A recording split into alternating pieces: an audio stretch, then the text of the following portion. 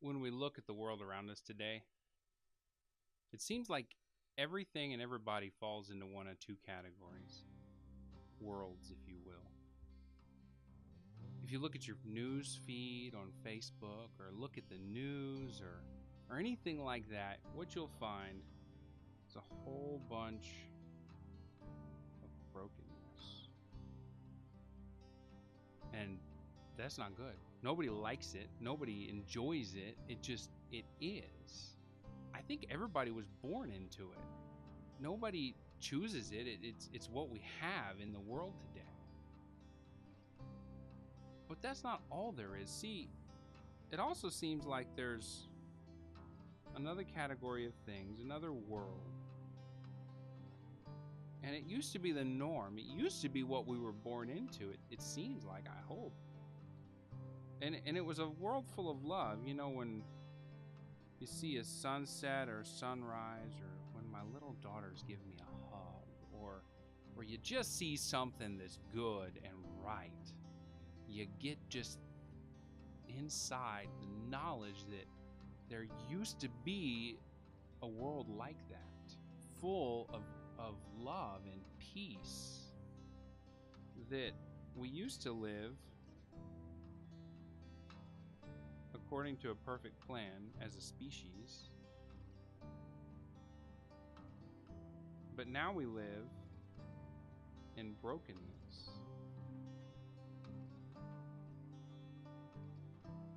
And somehow, at some point, the world, humans, went from that perfect plan to brokenness. The Bible has a word for how that happened, and it's sin. Sin is when we reject God's perfect plan, when we reject the love that He offers, and we disobey and we don't do what He says. And so all of us have contributed to the brokenness of the world. And to make matters worse, see, none of us likes the brokenness and we try to escape. Some of us escape by being religious and good. Others escape through things that help them forget about the brokenness. Maybe it's drugs or alcohol. Maybe it's a relationship. You can get somebody else to make you feel good to forget about the brokenness. And some people, they try to make other people hurt, because if other people hurt worse than they do, their brokenness isn't so bad anymore. Or anything else that we do just to try to do something about the state that we're in. But see, none of that works. It's like a bungee cord. See, I drew it kind of wavy like that because it pops you back in. You get a little ways out and then you get sucked right back in. And what happens to a bungee cord when it hits glass? It gets broken. So that our attempts to escape on our own, they make the brokenness even worse. None of us like the brokenness, and we don't want to stay there. But you know who likes the brokenness less than we do? I think God, who made the perfect plan in the first place, hates our brokenness more than we do. So He made a way out that works.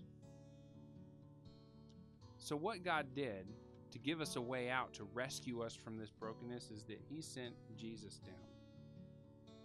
Jesus came and He lived as a man, even though He was God. And He got tired and He got hungry and He had friends and He lived a human life.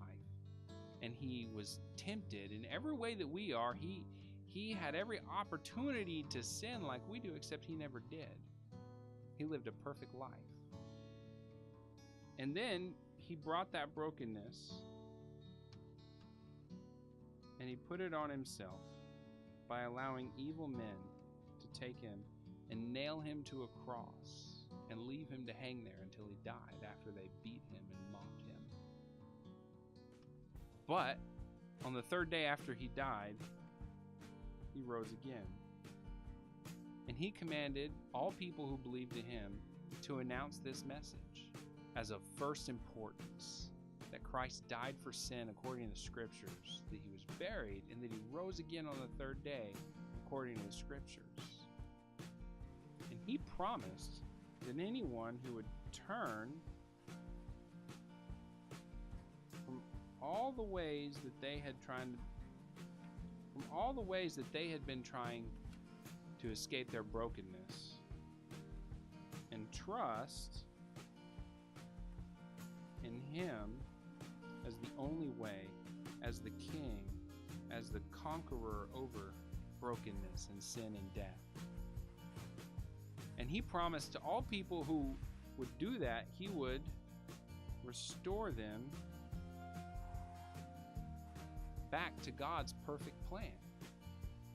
Now, which of these categories, which of these worlds do you think you belong in?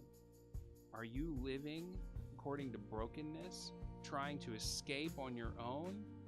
Or are you following Jesus and living a life categorized by love and peace and living according to God's perfect plan? Everybody's in one category or the other. And if you find yourself today in this brokenness, I would urge you to give up on trying to get out on your own, to give up on trying to fix it by yourself, to give up on trying to take that hurt and put it on somebody else or cover it up with good works or whatever, and turn from that and trust in the one way. Jesus said, I am the way and the truth and the life, and nobody comes to the Father except by me. And when you do that and you acknowledge that He is God, He's the King of the universe, and His way is the only way, you can begin to follow Him, and He will restore you back to His perfect plan. And here's the secret. His perfect plan is to send you back into the brokenness and rescue people with this same message.